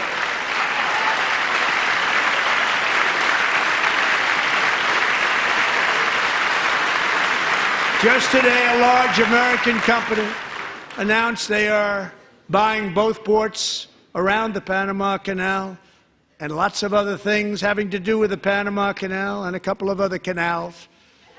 The Panama Canal was built by Americans for Americans, not for others, but others could use it. But it was built at tremendous cost of American blood and treasure. 38,000 workers died building the Panama Canal. They died of malaria, they died of snake bites and mosquitoes. Not a nice place to work. They paid them very highly to go there, knowing there was a 25% chance that they would die. The most expensive project also that was ever built in our country's history, if you bring it up to modern day costs. It was given away by the Carter administration for $1. But that agreement has been violated very severely. We didn't give it to China. We gave it to Panama, and we're taking it back.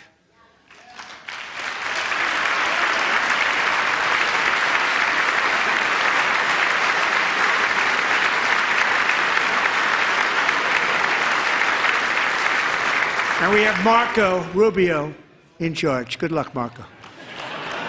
Now, we know who to blame if anything goes wrong. Marco's been amazing, and he's going to do a great job. Think of it, he got 100 votes. You know, he was approved with actually 99, but the 100th was this gentleman, and I feel very certain. So let's assume he got 100 votes, and I'm either very, very happy about that or I'm very concerned about it.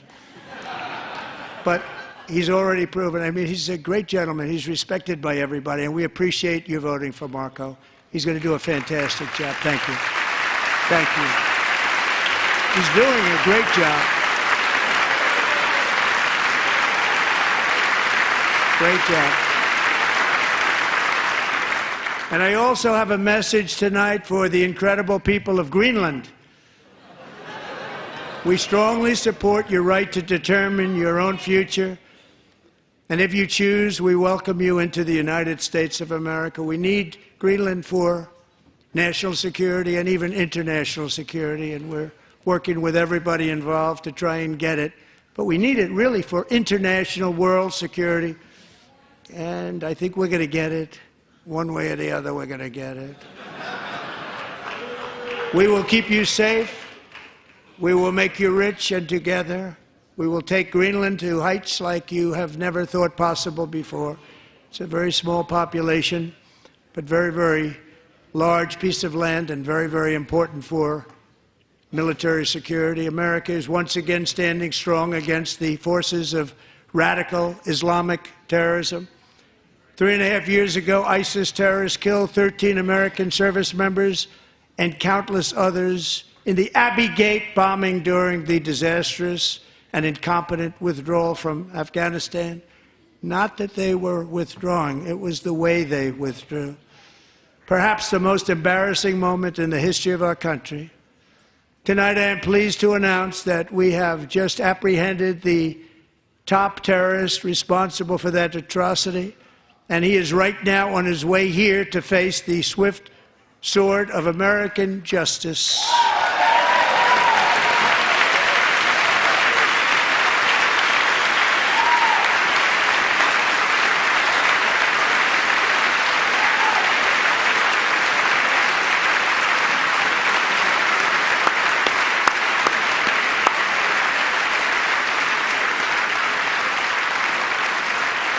And I want to thank especially the government of Pakistan for helping arrest this monster.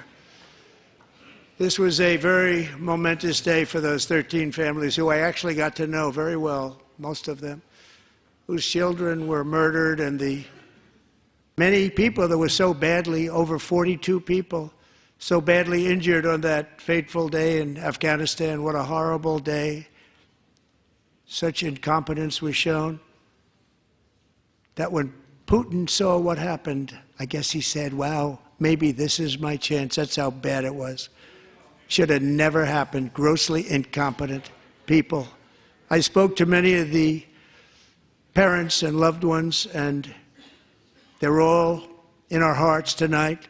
Just spoke to them on the phone. We had a big call every one of them called, and everybody was on the line, and they did nothing but cry with happiness. They were very happy, as happy as you can be under those circumstances. Their child, brother, sister, son, daughter was killed for no reason whatsoever.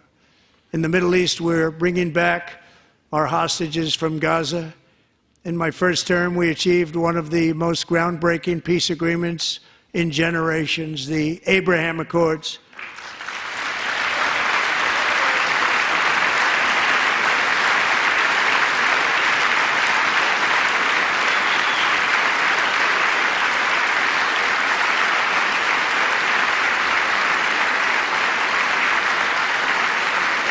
And now we're going to build on that foundation to create a more peaceful and prosperous future for the entire region. A lot of things are happening in the Middle East. People haven't been talking about that so much lately with everything going on with Ukraine and Russia. But a lot of things are happening in the Middle East. It's a rough neighborhood, actually. I'm also working tirelessly to end the savage conflict in Ukraine. Millions of Ukrainians and Russians have been needlessly killed or wounded in this horrific and brutal conflict with no end in sight. The United States has sent hundreds of billions of dollars to support Ukraine's defense with no security, with no anything.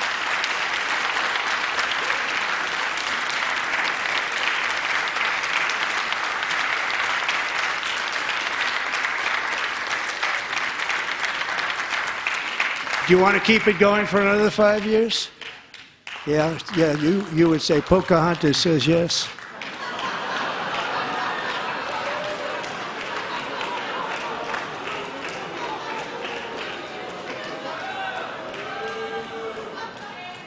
$2,000 people are being killed every single week. More than that. They're Russian young people. They're Ukrainian young people. They're not Americans. But I want it to stop. Meanwhile, Europe has sadly spent more money buying Russian oil and gas than they have spent on defending Ukraine, by far. Think of that. They've spent more buying Russian oil and gas than they have defending. And we've spent perhaps $350 billion, like taking candy from a baby. That's what happened. And they've spent $100 billion. What a difference that is. And we have an ocean separating us, and they don't. But we're getting along very well with them, and lots of good things are happening.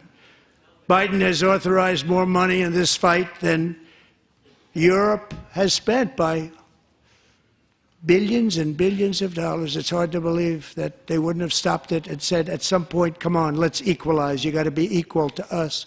But that didn't happen. Earlier today, I received an important letter from President Zelensky of Ukraine. The letter reads, Ukraine is ready to come to the negotiating table as soon as possible to bring lasting peace closer. Nobody wants peace more than the Ukrainians, he said. My team and I stand ready to work under President Trump's strong leadership to get a peace that lasts. We do really value how much America has done to help Ukraine maintain its sovereignty and independence. Regarding the agreement on minerals and security, Ukraine is ready to sign it at any time that is convenient for you. I appreciate that he sent this letter, just got it a little while ago. Simultaneously, we've had serious discussions with Russia and have received strong signals that they are ready for peace. Wouldn't that be beautiful? Wouldn't that be beautiful?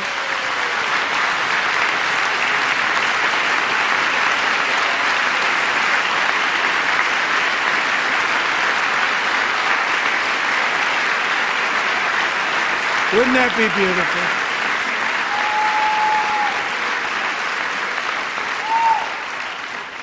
It's time to stop this madness. It's time to halt the killing. It's time to end this senseless war. If you want to end wars, you have to talk to both sides.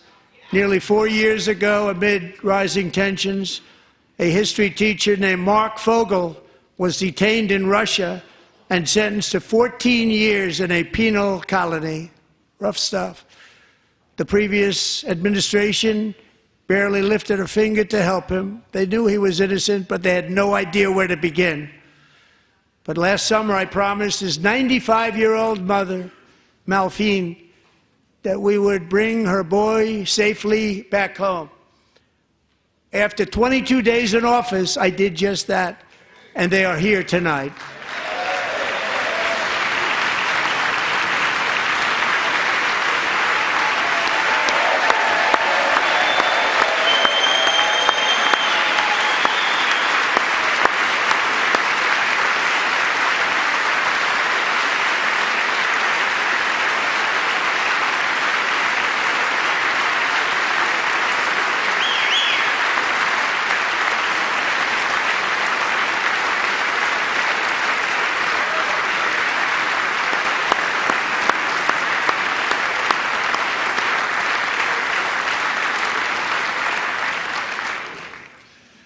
To Mark and his great mom, we are delighted to have you safe and sound and with us.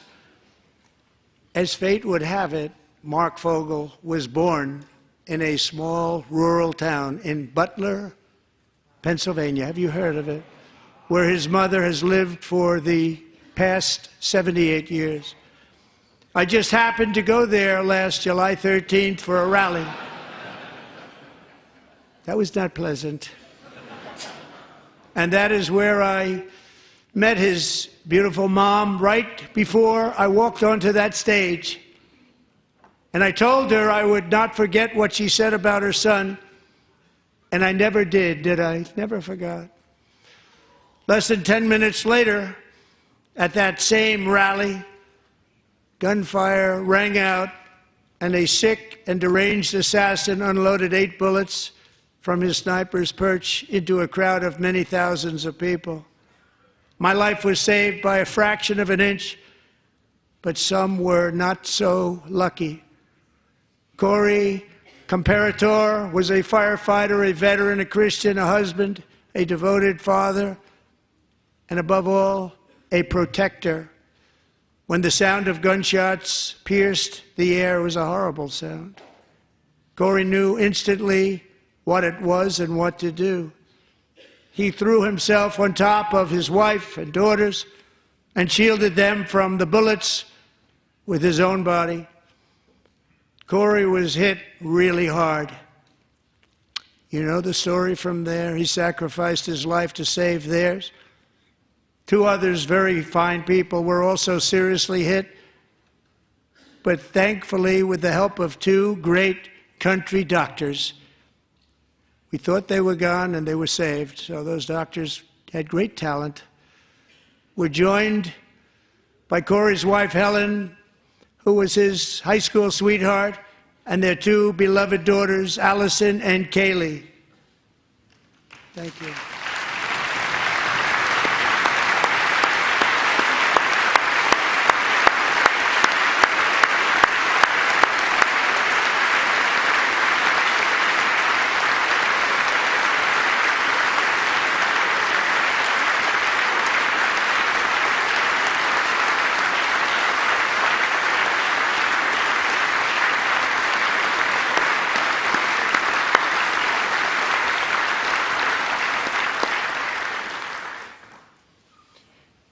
To Helen, Allison, and Kaylee, Corey is looking down on his 3 beautiful ladies right now, and he is cheering you on. He loves you. He is cheering you on.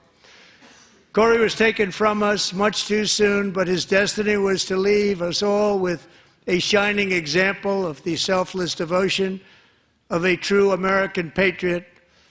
It was love like Corey's that built our country, and it's love like Corey's that is going to make our country more majestic than ever before. I believe that my life was saved that day in Butler for a very good reason. I was saved by God to make America great again. I believe that. Thank you. Thank you.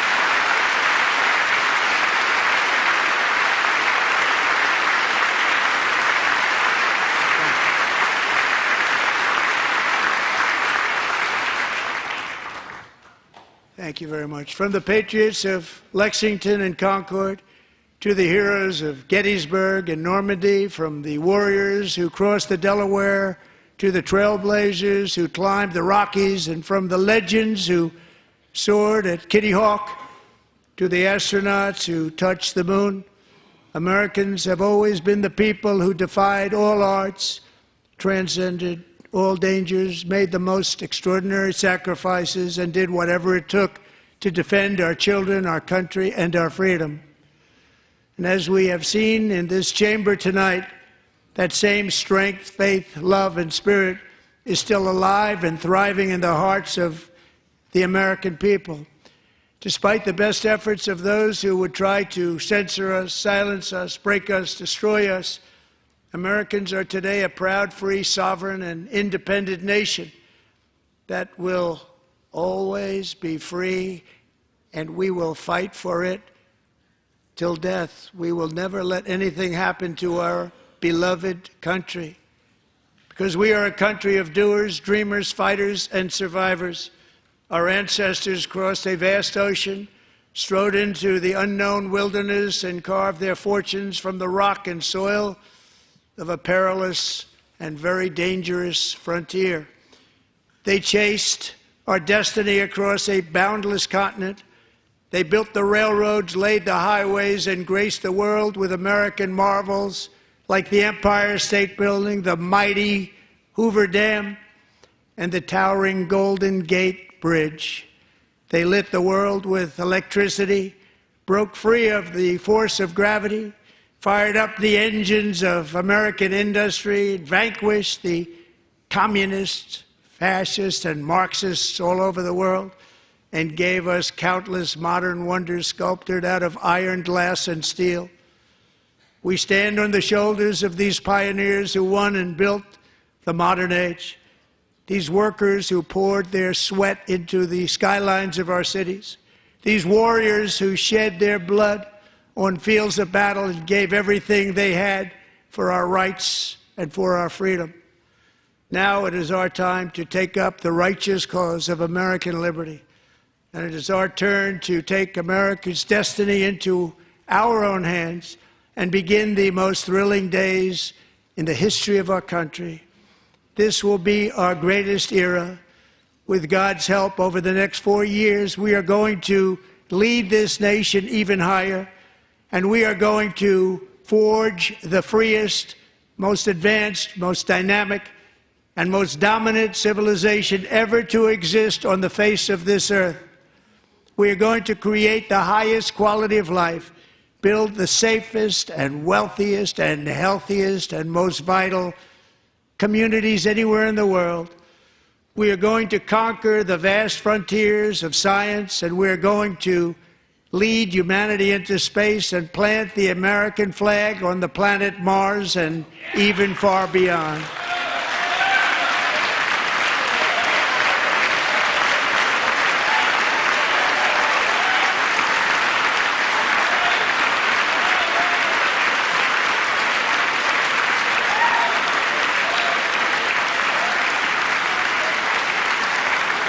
And through it all, we are going to rediscover the unstoppable power of the American spirit.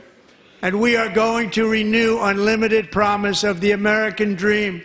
Every single day, we will stand up and we will fight, fight, fight for the country our citizens believe in and for the country our people deserve.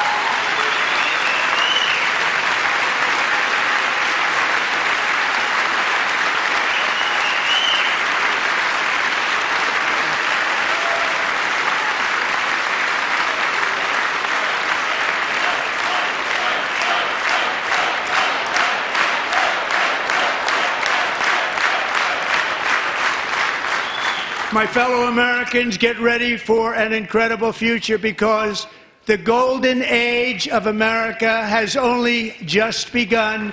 It will be like nothing that has ever been seen before. Thank you, God bless you, and God bless America.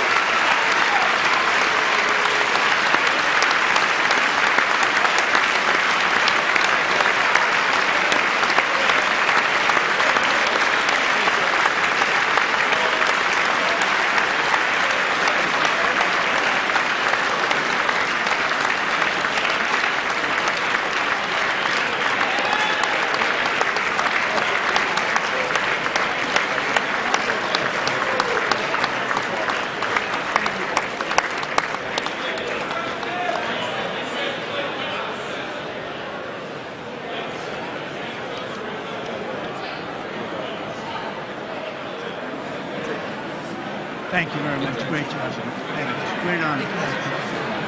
Thank you. Thank you. Get this place going, all right? Thank you. It's a great honor. Thank you. Thank you, Mr. President. Thank you very much.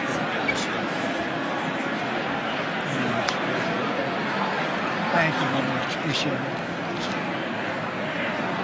Thank you. See you soon. Teaching young people from all over there. Well, I'm trying to. Great night. Thank you. That's your favorite. Thank you. Thank you very much. Appreciate it. Howard. Thank you again. Thank you again. Won't forget. So good. Yeah, it's good. So good, sir. Thank you. Terrific, Mr. Really terrific. Really outstanding. Thanks. Thank you. Yes, sir. Thank you. Good job, Mr. President. Thanks. We got you. Great. Mr. President, one of your best speeches. Thanks again, Mr. President.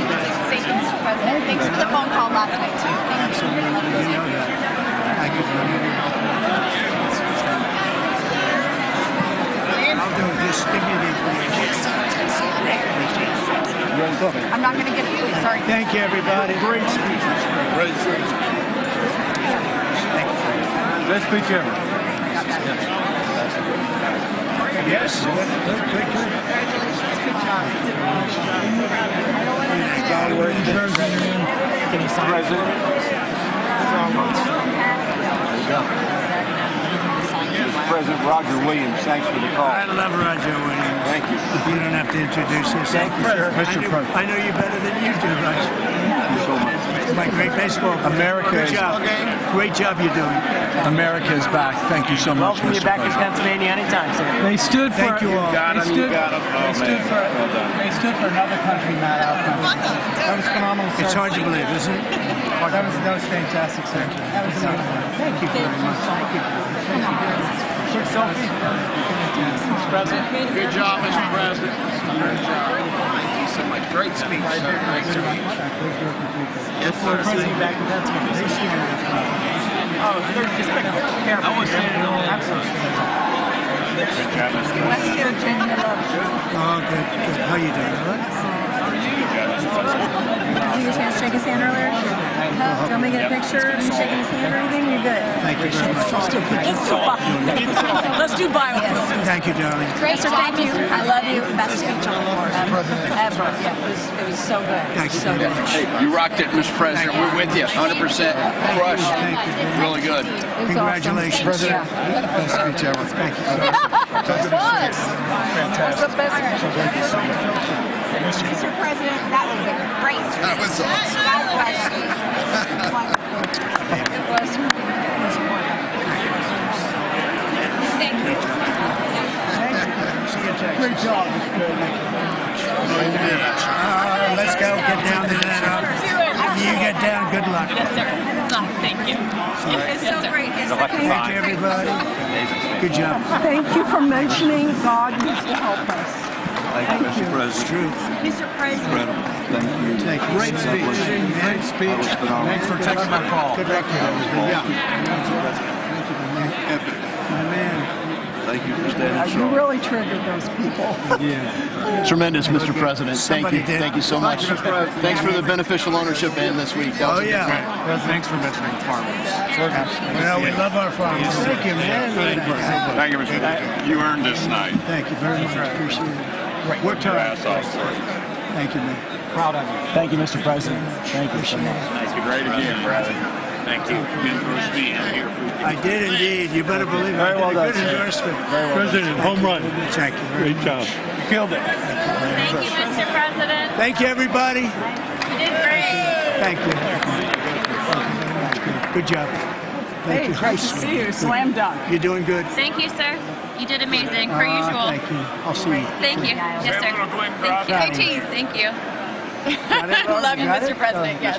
Thank you, everybody. Look at this beautiful New congressman from Eastern Washington. We've never met. Oh, Michael that's Baumgartner. good. I was one of Mike Leach's best friends. Oh, that's He thinks good. very Oh, highly Mike of you. was- oh, he was great. Tremendous. He was a great guy. Great What a speech. speech. Great. Thank you. Thank you very much. Mr. Virginia, you did a great job. Yeah, thank you very much. Home run, Mr. Yeah, right. President. Home run. Home run. That was a good one. That was President, great. good to see you, sir. Appreciate it. Good job. job. Thank you very much. Looking good. Look at him. I need to talk to you about some buildings, some public buildings. You let me know. I will. Yes, sir. Mr. President. Gus, crazy.